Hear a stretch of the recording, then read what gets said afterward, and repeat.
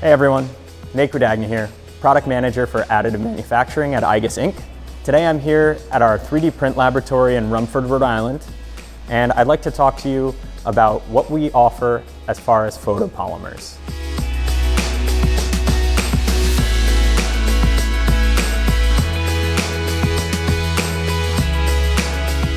igus has a strong background in engineering innovation. We've developed multiple different materials in multiple different manufacturing methods, but today I'd like to talk to you about our DLP resins.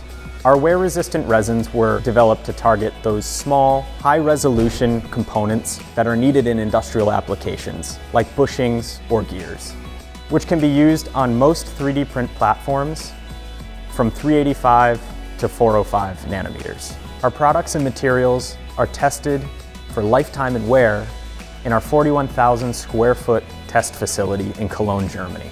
We test against common and conventional resins, and the results show that our lifetime far exceeds the standard in the market.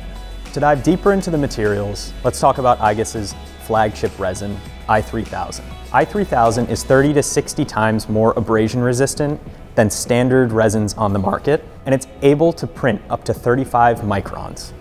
In addition, i3000 is self-lubricating, meaning the lubrication is built into the material and you don't need to add any external lubrication to your application. Next is i4000, which was designed specifically for precision gears. With 13 times the elongation at break than i3000, it makes it perfect for gear meshing and high abrasion resistant applications.